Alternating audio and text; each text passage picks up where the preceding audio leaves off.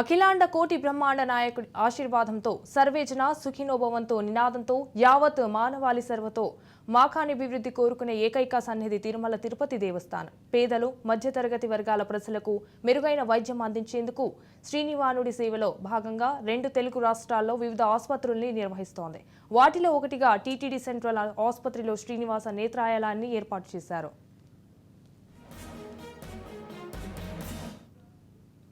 ప్రపంచ ప్రఖ్యాతిగాంచిన శంకర్ నేత్రాలయ ట్రస్ట్ వ్యవసాయకుడు డాక్టర్ ఎస్ఎస్ బద్రీనాథ్ తిరుమల దర్శనానికి వచ్చినప్పుడు వెంకటేశ్వర స్వామి సేవలో భాగంగా టీటీడీ కేంద్ర ఆసుపత్రిలో మెరుగైన సదుపాయాలతో ఉచిత కంటి వైద్యం అందించేందుకు ముందుకు వచ్చారు. ఈ ట్రస్ట్ ద్వారా లాభాపేక్ష లేకుండా మౌలిక వసతులు, నిధులు నేత్ర వైద్య నిపుణుల్ని అందించగా అత్యాధునిక వైద్య పరికరాలు, లేజర్ లాంటి సాంకేతికతలతో ఉత్తమ వైద్యాన్ని అందుబాటులోకి తీసుకొచ్చింది. 2009లో అప్పటి ఉమ్మడి ఆంధ్రప్రదేశ్ ముఖ్యమంత్రి Konijeti Rosaiah seems, gamma ఎక్సైర్ unit and quad లాభాలతో పాటుగా ఈ కంటి వైద్య చికిత్స యూనిట్ని ప్రారంభించారు. ఈ ట్రస్ట్ సేవలతో ఎంతో మంది రోగులు రూపాయి ఖర్చు లేకుండా అత్యాధునిక చికిత్సలను పొందారు.